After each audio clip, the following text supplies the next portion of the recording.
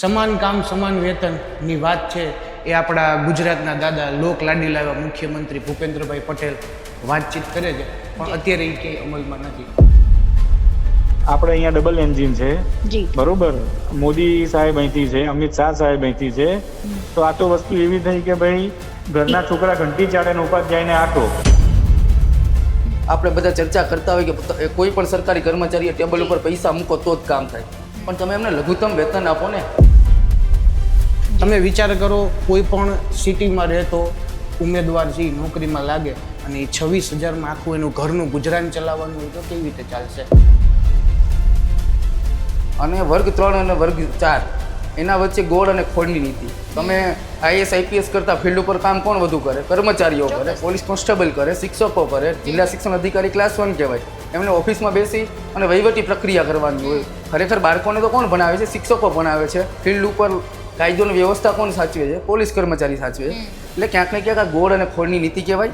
શા માટે ગુજરાતની અંદર જ 5 વર્ષનો તફાવત? એવું તો ગુજરાત રાજ્યના કર્મચારીઓએ શું ગુનો કરેલો છે? બસ 2-5 દિવસ મુદ્દો ચાલે, સરકાર કાંઈક લોલીપોપ આપી દે, આ બધા ઠંડા પડી ગયા. તો ખાલી થોડાક શબ્દોમાં કહું તો અત્યારના સમયમાં જે પણ ઉમેદવાર તૈયારી કરે છે ને એને ખબર જ હશે કે પ્રથમ પગથિયું હોય ને તો એ પ્રાથમિક પરીક્ષા હોય, બીજું પગથિયું હોય ને એ મુખ્ય પરીક્ષા હોય, અને ત્રીજું પગથિયું હોય ને આ સિસ્ટમ સામે જે પણ પેપર ફૂટેલ છે અથવા તો અન્યાય થાય છે, ક્યાંક ચોરીઓ થાય છે, એની સામે લડત અને આંદોલન આપવું. આ 3 પગથિયામાંથી હંમેશા એક ઉમેદવારોએ પસાર થવું પડે છે, અને આ પસાર થવામાં કોઈ એક ભરતી હોય એની અંદર આજે તમે જુઓ 1.5 થી 2 વર્ષો લાગી જાય.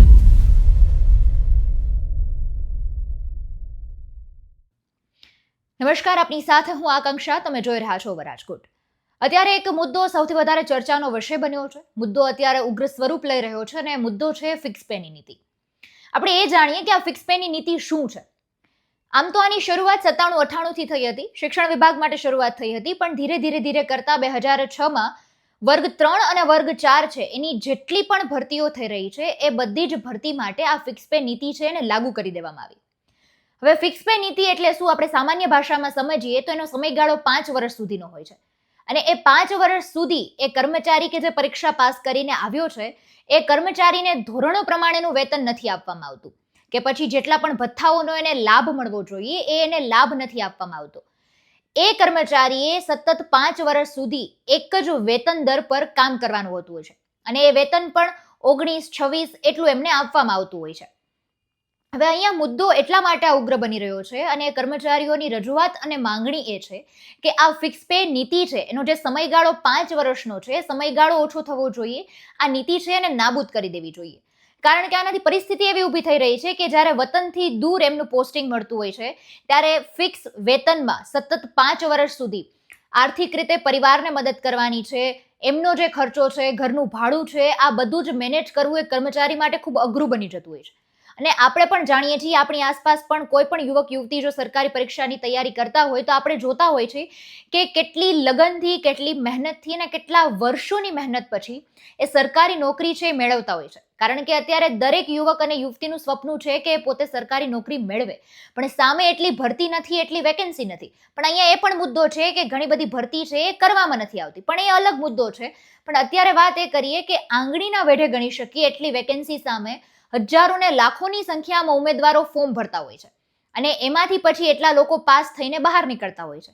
હવે આટલા વર્ષની એમની મહેનત છે, એટલા વર્ષ પછી એ જ્યારે સરકારી નોકરી મેળવે છે તો ફરીથી એમને એ સતત 5 વર્ષ સુધી એક જ વેતન ધારામાં કામ કરવાનું હોય છે, અને એમાં પણ એ વર્ષ દરમિયાન જ જો એ પાછું પ્રમોશન મેળવે છે, બીજી નોકરી પાસ કરે છે, ઉચ્ચ હોદ્દો પ્રાપ્ત કરે છે, તો ફરી પાછું એમને જે 5 વર્ષનો સમયગાળો છે એને દોહરાવવાનો છે.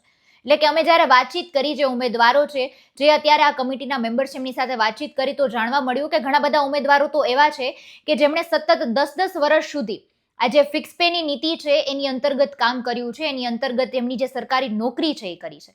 એટલે આ પરિસ્થિતિ છે કે કર્મચારી માટે ખૂબ અઘરી બનતી હોય છે, કારણ કે આપણે જાણીએ છીએ કે વહીવટી તંત્રના તે લોકો કરોડરજ્જુ માનવામાં આવે છે.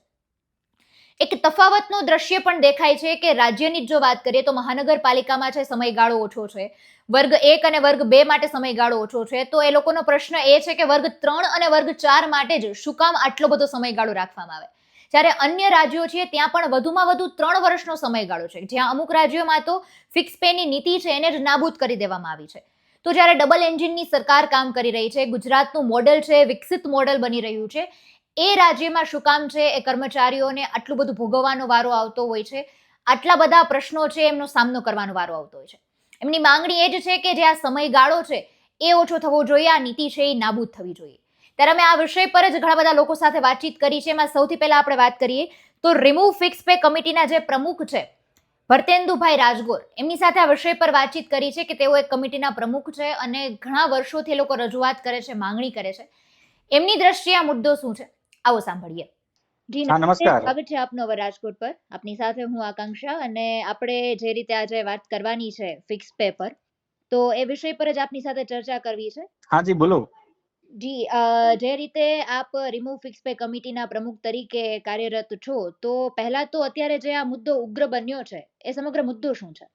મુદ્દો એવો છે કે 1998 થી સરકારે વિદ્યા સહાયક સ્વરૂપે શિક્ષકોને 5 વર્ષ ફિક્સ પગારમાં રાખવાની પ્રથા શરૂ કરી અને ક્રમશઃ એ કોન્સ્ટેબલ 2004માં શરૂ થયા. પછી 2006 માંથી જે 16/2/2006 ના ઠરાવથી સમગ્ર વર્ગ 3 અને 4 ના કર્મચારીઓને ફિક્સ પગારમાં 5 વર્ષ માટે રાખવાનું સરકારે નક્કી કર્યું. ત્યારથી માંડીને આજે 2025 એટલે લગભગ 27 થી 27 જેવા વર્ષ થઈ ગયા છે કે જ્યાં ગુજરાતમાં ફિક્સ પગારની પોલિસી વર્ગ 3 અને વર્ગ 4 ના કર્મચારીઓ માટે અમલમાં છે. એના વિરોધ સ્વરૂપે ટૂંકમાં આજે ટ્વિટર કાર્યક્રમ હતો અને સતત હવે એમાં સરકાર સમક્ષ અલગ અલગ રીતે હવે માંગણી મૂકવાનું આગળ આયોજન છે. જી, ભરતેન્દુભાઈ, આમ વાત કરીએ તો આ મુદ્દો આજનો તો નથી. આમ તો ઘણીવાર રજૂઆતો થઈ ગઈ છે, ઘણીવાર લોકોએ છે માંગણી કરી છે, પણ તેમ છતાં નિરાકરણમાં શું અટકી રહ્યું છે? સામે સરકાર શું પગલાઓ લઈ રહી છે?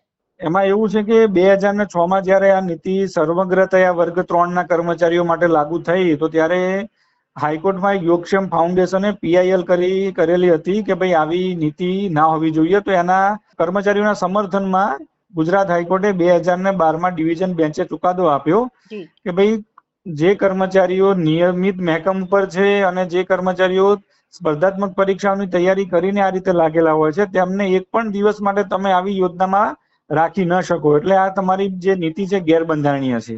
એટલે સરકારે એમને ડે 1 થી બધા લાભ આપવા માટેનું વાત કરેલી હતી. એટલે એના સામે સરકારે સુપ્રીમ કોર્ટમાં 2012માં 2012 થી પિટિશન દાખલ કરેલી છે અને આજે 2025નું વર્ષ થયું. એટલે જ્યારે પણ આ મુદ્દે કંઈક વાતચીત કરવામાં આવે છે તો સરકારનો વ્યૂ એક એવો હોય છે કે ભાઈ મેટર ઇઝ સબ જ્યુડિશિયલ એમ કરીને જ્યારે પણ આવી માંગણી કઈ ઉઠતી હોય છે ત્યારે 2-3 વર્ષે કંઈક નાનો મોટો પગાર વધારો આપીને આ માંગણીને કેમ ડસ્ટબિનમાં મૂકી દેવી, બરોબર, એવી સરકારની નીતિ આજ સુધી રહેલી છે. બાકી નાબૂદ કરવા માટે આજ સુધી સરકાર દેખાઈ હોય એવું અમારા ધ્યાનમાં નથી. તો જી, અત્યારે આપની જે કમિટી છે એ પણ માંગણી કરી રહી છે, બધા કર્મચારીઓ છે એ પણ માંગણી કરી રહ્યા છે, તો એ આપની માંગણી શું છે સરકાર સમક્ષ? એટલે 2016 થી અમારી ટીમ રિમૂવ ફિક્સ પે છે એ સતત આ વિષયમાં સક્રિય રહીને કામ કરી રહી છે. તો વસ્તુ એવી થઈ કે 2016 થી 2001 વર્ષ દરમિયાન જરાક આંદોલન આ જે બધું પીક ઉપર હતું તો સરકારે એ વખતે તો સરકાર બહુ લઘુત્તમ વેતન આપતી હતી. ધારો કે 7,000 જેટલા જ પગાર આપતી હતી, પણ 1817 નો ઠરાવ થયો તો 1817 ના ઠરાવથી સરકારે એ જે 7,000 હતા એના 19,500 કર્યા. પછી 2022 વખતે ધારો કે થોડું ઘણું એ લડત થઈ તો પાછું 2023માં એ 18,000 ના 26,000 કર્યા. એટલે મેં કીધું એમ સરકાર જયારે પણ જો ત્યારે આ વિષયને સંપૂર્ણ દૂર કરવાની જગ્યાએ, બરોબર, 2-5 હજાર પગાર વધારીને સંતોષ માની લેતી હોય એવી ક્યાંક ને ક્યાંક રહેલું છે.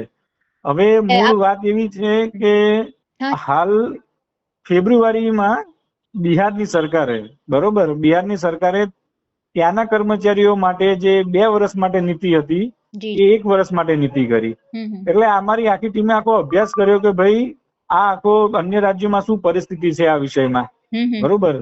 તો એવું ધ્યાને આવ્યું કે ભાઈ ફક્ત ને ફક્ત ગુજરાત રાજ્ય જ એકમાત્ર રાજ્ય એવું છે કે જ્યાં 5 વર્ષ સુધી આ ફિક્સ પગાર નામની પ્રથા વર્ગ 3 ના કર્મચારીઓમાં છે, બરોબર. બીજું એક પણ રાજ્ય એવું નથી કે જ્યાં 5 વર્ષ સુધી છે. એટલે જો આપણે અહીંયા ડબલ એન્જિન છે, જી બરોબર, મોદી સાહેબ અહીંથી છે, અમિત શાહ સાહેબ અહીંથી છે, તો આ તો વસ્તુ એવી થઈ કે ભાઈ ઘરના છોકરા ઘંટી ચાળે ને ઉપાધ્યાયને આટો, જી બરોબર ને? તો ભાઈ ગુજરાત ગ્રોથ એન્જિન છે, વિકાસ મોડલ છે, તો ગુજરાતના યુવાનો જે છેલ્લા 25 વર્ષથી, બરોબર ને, એક આપ સરકારને ચૂંટીને લાવે છે, તો ગુજરાતના યુવાનોએ શું કઈ ગુનો કર્યો છે?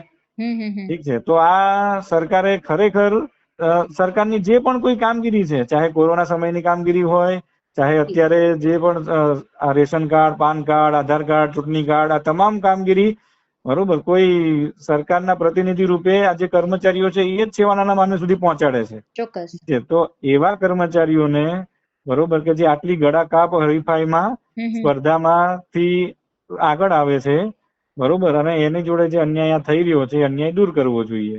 જી ચોક્કસથી. એટલે આમ તો ગણી શકીએ કે આપનો જે રીતે માંગણી છે ને આપણે રજૂઆત કરી છે કે ગુજરાત છે એ કહે છે કે આમ તો એનું મોડેલ બહુ સારું થઈ ગયું છે, વિકસિત ગુજરાત બની રહ્યું છે, ને જો આવી રીતે અન્ય રાજ્યોની સાપેક્ષે સમયગાળો ખૂબ વધારે છે, ને તો કહીએ કે સ્પર્ધાત્મક પરીક્ષામાં કોમ્પિટિશન ખૂબ વધી રહી છે, આંગળીના વેઢે ગણી શકાય એટલી વેકેન્સીઓમાં હજારોની સંખ્યામાં યુવાનો છે પરીક્ષા આપતા હોય છે, તૈયારી કરતા હોય છે.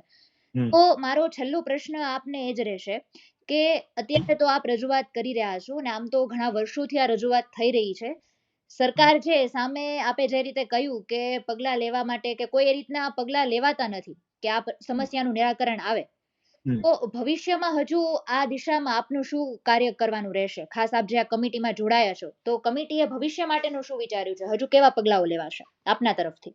એટલે આમાં હાલ તો આજે ટ્વિટર કાર્યક્રમ હતો એ રીતનું હતો કાર્યક્રમ, બરોબર છે. હવે લગભગ સરકાર જો નથી માનતી કે નથી થતું, તો આગળ જતા જે પણ આપણા બંધારણીય હક મુજબ અને ગાંધી ચિંધ્યા માર્ગે જે કોઈ કાર્યક્રમો થઈ શકે, બરોબર, એ તમામ કાર્યક્રમો અમારી કમિટી નક્કી કરીને આગળ વધીશું. તો પણ વધીશું એ તો બરોબર છે, પણ કેવા હોય તો કે ભાઈ એમાં એવી રીતનું હોય કે ભાઈ તમામ ધારાસભ્યોને મળીને આવેદન આપીશું, તમામ આપણા જિલ્લા કલેક્ટરોને આવેદન આપીશું, બરોબર, ધરણા કાર્યક્રમો, બરોબર, આ રીતે ઉત્તરોત્તર કરીને ગાંધીનગર ખાતે કોઈ ભવિષ્યમાં મોટો કોઈ કાર્યક્રમ થાય એ રીતે આગળ વધીને એમાં આગળ વધીશું. જી ચોક્કસથી ભરતેન્દુભાઈ, આ વિષય પર આપે આપના મંતવ્યો જણાવ્યા અને એકદમ સ્પષ્ટતાથી જે સંપૂર્ણ વિષય છે એ સમજાવ્યો બદલ આપનો ખૂબ ખૂબ આભાર. હવે રાજકોટની સાથે જોડાવા બદલ પણ આપનો ખૂબ ખૂબ આભાર. ત્યારે આ મુદ્દાને લઈને ખાસ કોંગ્રેસના ધારાસભ્ય જિગ્નેશ મેવાણી પણ મેદાને પડ્યા છે અને એક વિડીયો મારફતે પોતાનું નિવેદન આપ્યું છે. એમણે શું કહ્યું છે આવો સાંભળીએ. હાલમાં ગુજરાતના જે યુવાનો, જે વિદ્યાર્થીઓ ટ્વિટર પર ટ્રેન્ડ કરી રહ્યા છે, કર્મચારીઓ, કે ગુજરાતમાંથી ફિક્સ પગારની પ્રથા નાબૂદ થવી જોઈએ, એમના સંપૂર્ણ ટેકામાં છું. ફિક્સ પગાર, આઉટસોર્સિંગ કોન્ટ્રાક્ટ એ ગુજરાતના યુવાનો, બેરોજગાર યુવાનો અને કર્મચારીઓનું મહાભયંકર શોષણ કરનારી એક ગુલામીની સિસ્ટમ છે. કોંગ્રેસ પાર્ટી તરીકે અમે કમિટમેન્ટ આપીએ છીએ, જે દિવસે સરકારમાં આવીશું 110% આ ફિક્સ પગાર અને આઉટસોર્સિંગના કોન્ટ્રાક્ટની પ્રથાને નાબૂદ કરીશું. આ વિડીયો તમે સેવ કરી રાખજો. પણ આજની તારીખે તમારા સપોર્ટમાં છીએ અને સંપૂર્ણપણે વાતમાં સૂર પુરાવું છું કે ફિક્સ પગાર, આઉટસોર્સિંગ કોન્ટ્રાક્ટ નાબૂદ થવી જ જોઈએ. આપણા આ ગુજરાતમાં જેના વાઇબ્રન્ટ સ્વર્ણિમ હોવાની ડંફાસો મારે છે આટલા બધા મુખ્યમંત્રીઓ, તો ફિક્સ પગાર નાબૂદ કરો ને, આપણને બધાને 7મા 8મા પગાર પંચનો લાભ. એટલે ફિક્સ પગાર, આઉટસોર્સિંગ કોન્ટ્રાક્ટ ત્રણેય નાબૂદ થવા જોઈએ. એની કેમ્પેનમાં હું મારો સંપૂર્ણ ટેકો જાહેર કરું છું. હવે તેમની સાથેની વાતચીત દરમિયાન આપે જાણ્યું કે કઈ રીતની રજૂઆતો કરી રહી છે અને સરકાર છે તે રીતના કયા પગલાઓ તેની સામે લઈ રહી છે. હવે આ જ વિષય પર ખાસ જે વિદ્યાર્થી નેતા છે રોહિતસિંહ રાજપૂત, એમની સાથે અમે વાતચીત કરી છે કે પોતે વિદ્યાર્થી નેતા તરીકે કાર્યરત છે, ત્યારે એક વિદ્યાર્થી છે પોતે ઘણા વર્ષોની મહેનત પછી આ પરીક્ષા પાસ કરતો હોય છે, તો એમની દ્રષ્ટિએ આ મુદ્દો શું છે, એમના શું મંતવ્યો છે આ મુદ્દા પર, આવો સાંભળીએ. સ્વાગત છે આપનો રાજકોટના પ્લેટફોર્મ પર. જે રીતે આપણે ફિક્સ પેની નીતિનો અત્યારે મુદ્દો ઉગ્ર બન્યો છે, એ મુદ્દાને લઈને જ આપણે જે વિદ્યાર્થી નેતા છે રોહિતસિંહ રાજપૂત, એમની સાથે આ વિષય પર વાતચીત કરવી છે કે એક વિદ્યાર્થી તરીકે જ્યારે યુવાનો સરકારી નોકરીની તૈયારી કરતા હોય છે, ઘણા વર્ષો સુધી એ લોકો તૈયારી કરતા હોય છે અને પછી એ સરકારી નોકરી મેળવતા હોય છે, અને હજુ ઘણા બધા એવા યુવાનો છે કે એમના માટે સરકારી નોકરી મળવી એમનું એક સૌથી મોટું સ્વપ્ન છે. ત્યારે અત્યારે જે રોહિતભાઈ ખાસ આ મુદ્દો ઉપડ્યો છે, એ મુદ્દાને આપ કેવી રીતે જુઓ છો? ગુજરાતની અંદર લાખો કર્મચારીઓ કે જે ફિક્સ પેની નીતિથી વિરોધ કરી રહ્યા છે અને સોશિયલ મીડિયા ઉપર અને એક્સ ઉપર લગભગ 3 લાખ જેટલી ટ્વીટ કરીને સરકાર ઉપર બળાપો ઠાલવી રહ્યા છે. મુદ્દો એ છે કે કોઈ પણ વર્ગ 3 અને વર્ગ 4નો કર્મચારી નોકરીએ લાગે પછી અમને ફિક્સ પે એટલે અમને સમાંતર જે રીતના એની પાસેથી કામ કઢાવે છે, જે રીતના તમે એની પાસેથી કામ લ્યો છો એ પ્રમાણે તમને લઘુત્તમ વેતન નથી મળતું. જે પ્રમાણે એમની પાસેથી કામ લ્યો છે એ પ્રમાણે સમાંતર પગાર આપવાનો હોય અને 19,000 ને 25,000 ને એવા સામાન્ય પગાર હોય. હવે જે કોઈ શિક્ષકની અંદર કોઈ રાજકોટનો વ્યક્તિ દાહોદમાં નોકરી કરતો હોય, આપણે સમજી શકીએ કે 24,000 ની અંદર એમને મકાન ભાડે રાખવું, જમવાનું, રહેવાનું, પોતાના બાળકો હોય, ઘર હોય, ઘર સંસાર ચલાવવાનું, 25,000માં અહીંયાથી 500 કિલોમીટર દૂર ન પોસાય. એટલે ક્યાંક ને ક્યાંક આની પાછળનો જે ફિક્સ કર્મચારીઓનો જે મુદ્દો છે એની પાછળ ઘણા બધા રીઝન છે ને એને લીધે આપણા એજ્યુકેશન સિસ્ટમ અને સરકારી ઓફિસોમાં જે ભ્રષ્ટાચાર થાય છે એ મુદ્દાઓ પર તમે ધ્યાન દોરી શકો. કારણ કે 19,000 કે 20,000 ની અંદર નોકરી કરતો સામાન્ય પોલીસ કોન્સ્ટેબલ એમને મોટરસાયકલ લઈ અને સમન્સ બજાવવાના, કોર્ટમાં જવાનું, આરોપીના ઘરે જવાનું, તો તે એમને ફિક્સ પેના કર્મચારી હોય, એમને મકાન કોઈ સરકારી ક્વાર્ટર નથી મળતું. એટલે એને લીધે એમને મકાન ભાડે રાખવાનું, એનું બાળક ભણતું હોય સ્કૂલની અંદર, તો તમે ઓલ ઓવર એમનો ખર્ચો જોવ આ મોંઘવારીના સમયમાં તો ફિક્સ પેની અંદર એમનું કાંઈ કોઈ જાતનું ઉપજતું નથી. અને એને લીધે એમને એના પગારમાંથી જે સરકારી ફિક્સ પે આપે છે 5 વર્ષ માટે, એમાંથી એમને એનું પરિવાર નથી ચાલતું. એને લીધે અમને ધરાર લાંચ લેવી પડે છે અને ઘર ચલાવવા માટે કોઈ સંજોગોમાં આપણે બધા ચર્ચા કરતા હોય કે કોઈ પણ સરકારી કર્મચારીએ ટેબલ ઉપર પૈસા મૂકો તો જ કામ થાય, પણ તમે એમને લઘુત્તમ વેતન આપો ને, તમે 20,000 આપો એની જગ્યાએ એમને 40,000 પગાર આપો નથી, દાનતથી બાળકને સરખું ભણાવી શકશે. પોલીસ કોન્સ્ટેબલ છે તો એ રાઇટર છે તો એ સરખું કામ કરશે, પોલીસ તંત્રને અને પારદર્શક કામ થશે. તમારે એક તરફ ઓછો પગાર આપવો છે, બીજી તરફ કામ વધુ કઢાવવું છે, બે પાડી કઢાવી છે. તમે કોઈ પોલીસ કર્મચારી કે કોઈને પૂછો, એને કોઈ દિવસ કોઈ નોકરીની ફિક્સ નથી હોતી કે શનિ કે રવિ, ગમે ત્યારે ઇમરજન્સીમાં કોન્સ્ટેબલને બોલાવે. એટલે ખૂબ જ ગંભીર વિષય છે અને ક્યાંક ને ક્યાંક સરકાર આ બધા વર્ગ 3 અને વર્ગ 4 એટલે કે એમાં શિક્ષકો આવે, હેલ્થ વર્કરો આવે, જુનિયર ક્લાર્કો આવે, આ લોકોનું શોષણ કરી રહી છે. આ સદંતરે ન થવું જોઈએ. પંજાબ, છત્તીસગઢ, ઝારખંડ જેવા અનેક રાજ્યો છે કે જેમાં ફિક્સ પેની નીતિ રદ જ કરી ચૂકી છે. બિહાર, મહારાષ્ટ્ર છે, પશ્ચિમ બંગાળ છે, આ બધા રાજ્યોમાં માત્ર ફિક્સ પે 1 વર્ષ માટે રાખ્યું. તો શા માટે ગુજરાતની અંદર 5 વર્ષ ફિક્સ પેના નામે તમે કર્મચારીઓનું શોષણ કરી રહ્યા છે? એટલે એક કોંગ્રેસ પક્ષના પ્રતિનિધિ તરીકે અને વિદ્યાર્થી પ્રતિનિધિ તરીકે આ તમામ કર્મચારીઓની સાથે છે. આવનારા સમયમાં એ લોકો જે પ્લેટફોર્મ ઉપર અમને બોલાવશે અમે એના સમર્થનમાં ઉતરશું ને અમારા કોંગ્રેસ પાર્ટીના તમામ નેતાઓ આજે સોશિયલ મીડિયાથી અને મીડિયાના માધ્યમથી આ લોકોને સમર્થન જાહેર કર્યું છે. જી ચોક્કસથી, પણ આપે જે રીતે રજૂઆત કરી કે આ મુદ્દો અત્યારનો નથી, મુદ્દો ઘણા વર્ષોથી ચાલ્યો આવે છે, અનેક રજૂઆતો કરાઈ છે, પણ અત્યારે એક છે ને તફાવતનું દ્રશ્ય દેખાઈ રહ્યું છે. પછી રાજ્ય વચ્ચેનું હોય કે રાજ્યની આંતરિક હોય. હવે આપણે વાત કરીએ કે મહાનગરપાલિકા છે એમાં 3 વર્ષનો સમયગાળો છે. આ જે સમયગાળો છે માત્ર વર્ગ 3 અને વર્ગ 4 માટેનો છે, જ્યારે વર્ગ 1 કે વર્ગ 2 ની આપણે વાત કરીએ તો એમના માટે સમયગાળો ઓછો છે. તો આ જે તફાવત છે એ તફાવતને આપ કઈ દ્રષ્ટિએ જોવો છો? શું કામ છે તફાવત? ક્લાસ 1 અને 2 આઈએસ આઈપીએસ જે અધિકારીઓ રહ્યા એમને આ કોઈ જાતની ફિક્સ પે લાગતું નથી. પ્રોબેશન પીરિયડ હોય છે પણ એ સામાન્ય હોય છે.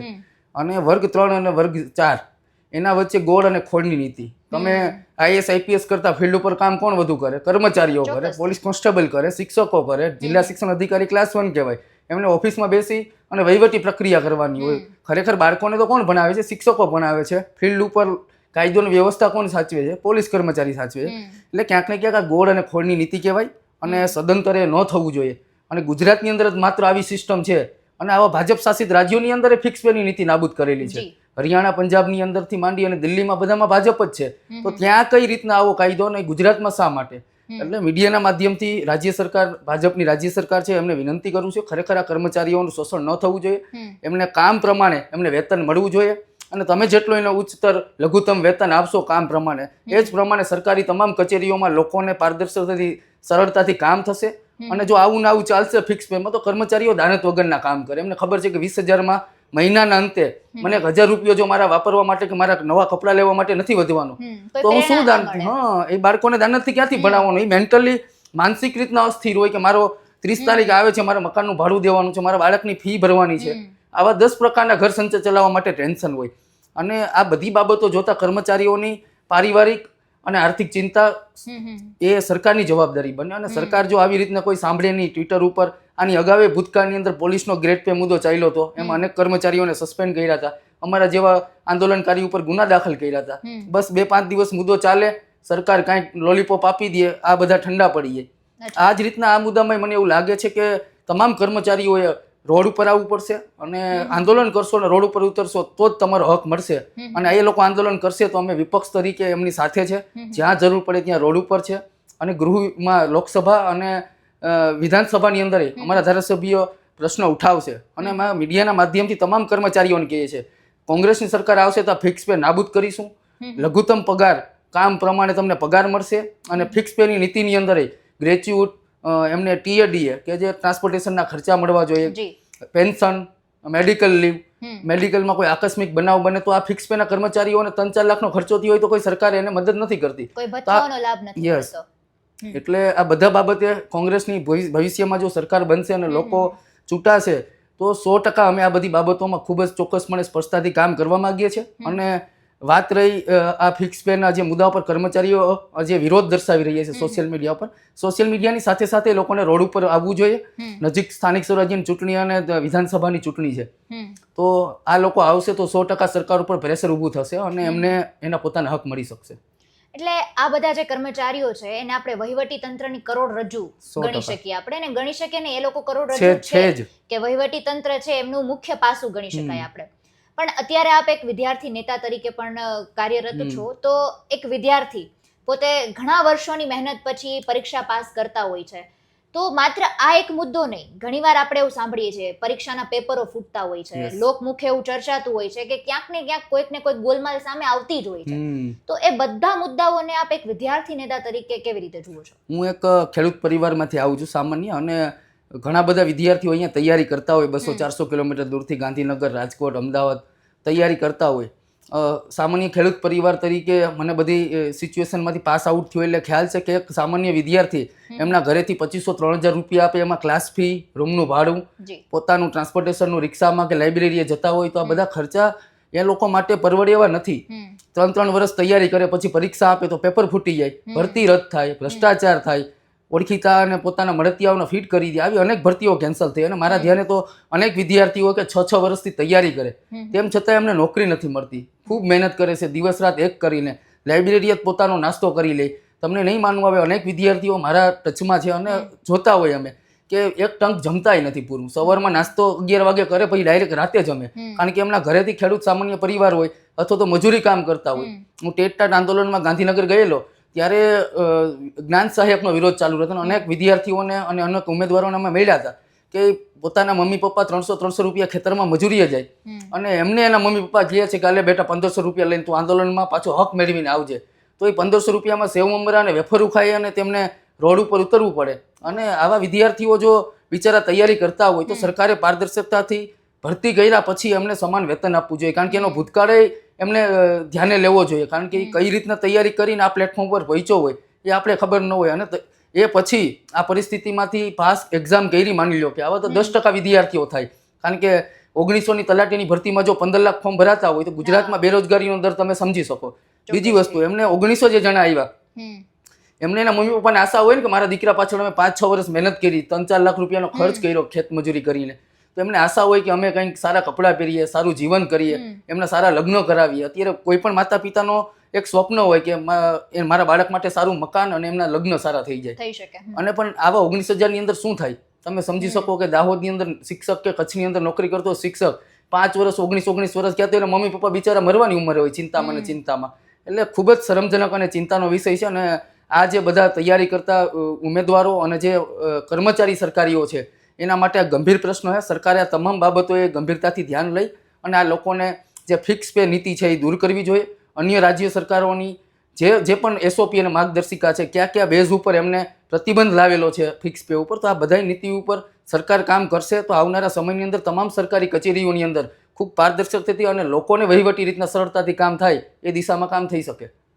જી ચોક્કસથી. અત્યારે આપણે જે રીતે આ ફિક્સ પેનો મુદ્દો છે એ ખૂબ ઉગ્ર બની રહ્યો છે અને એ વિષય પર જ આપણે વાતચીત કરી કે એક યુવા વર્ગ જે છે એ કેવી રીતે તૈયારી કરતો હોય છે અને એક જે વિદ્યાર્થીના નેતા તરીકે રોહિતસિંહ રાજપૂત પોતે કામ કરતા હોય છે અને એમનું મંતવ્ય શું છે આ વિષય પર. ખૂબ ખૂબ આભાર રાજકોટ સાથે જોડાવા બદલ અને આ વિષય પર એકદમ સ્પષ્ટતાથી વાતચીત કરવા બદલ.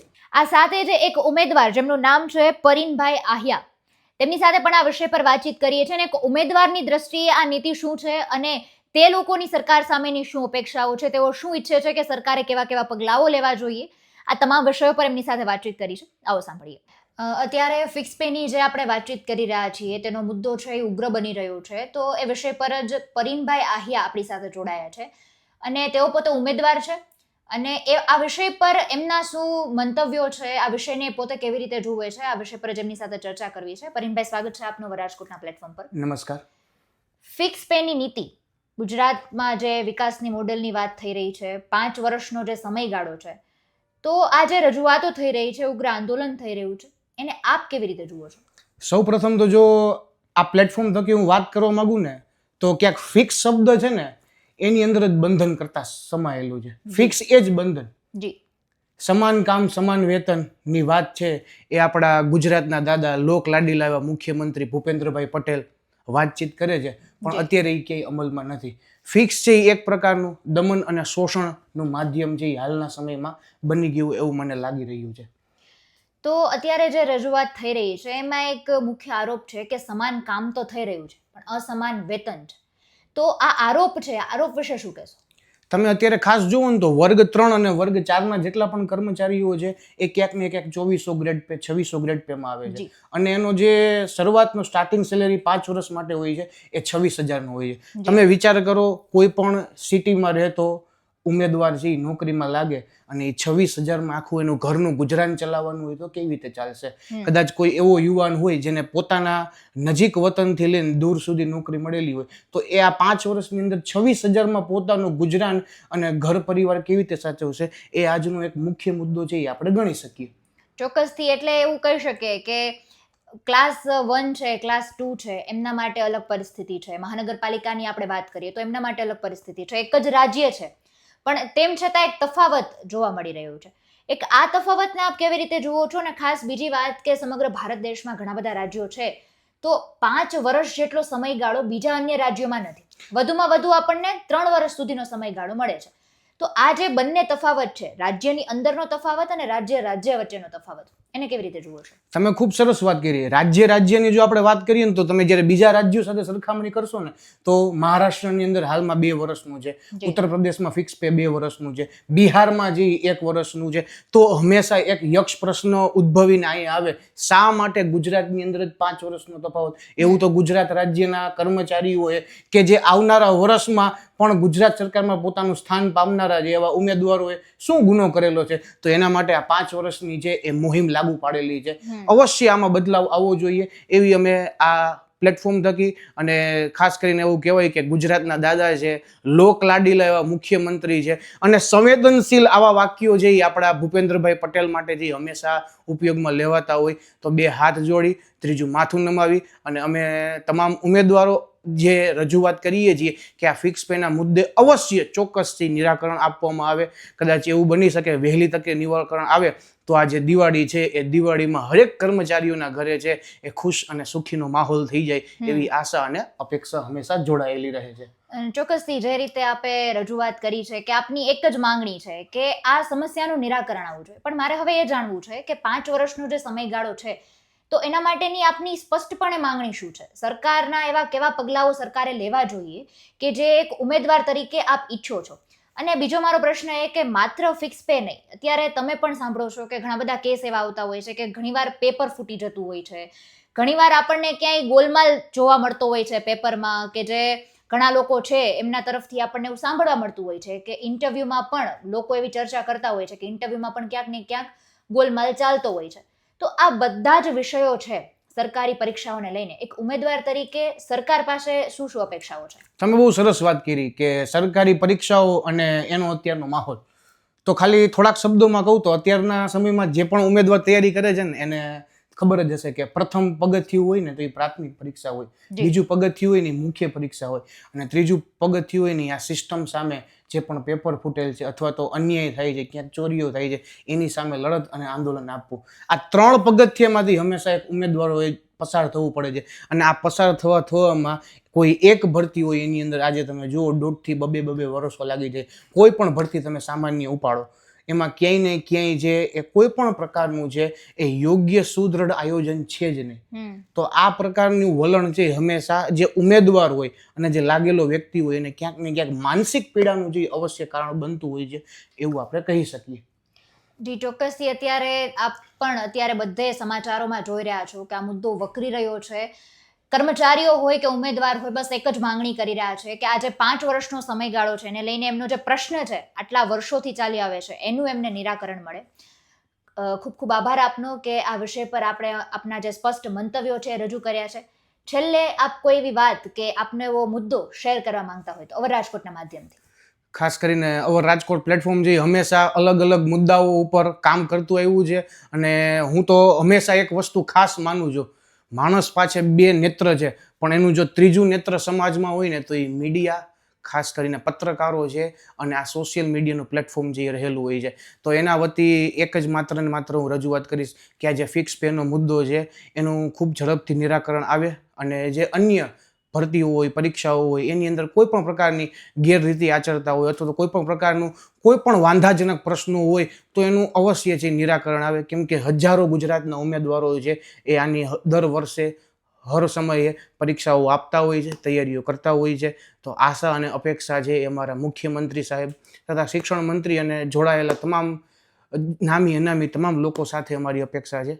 બોલવાનો મોકો આપ્યો એ બદલ આપનો અને અવર રાજકોટનો ખૂબ ખૂબ આભાર માનીશ. Thank you. તમારો પણ આભાર કે આ વિષય પર એકદમ સ્પષ્ટતાથી વાતચીત કરી, આપના મંતવ્યો છે રજૂ કરી અને આપની શું માંગણી છે એ અવર રાજકોટના માધ્યમથી આપે આપી. અવર રાજકોટ સાથે જોડાવા બદલ આપનો ખૂબ ખૂબ આભાર. તો જે રીતે આપે બધા લોકોની વાતચીત સાંભળી, સમગ્ર મુદ્દો આપને પણ સ્પષ્ટ થયો હશે કે આ મુદ્દો શું છે, શા માટે આની રજૂઆતો અત્યારે થઈ રહી છે ને આ મુદ્દો વધુ ને વધુ ઉગ્ર બની રહ્યો છે. હવે આવનારા દિવસોમાં જોવાનું રહ્યું કે આ મુદ્દામાં સરકાર છે પોતે શું નિર્ણય લે છે, પણ એક પ્રજા તરીકે આ વિષય પર આપના શું મંતવ્ય છે એ પણ જરૂરથી કમેન્ટમાં જણાવજો.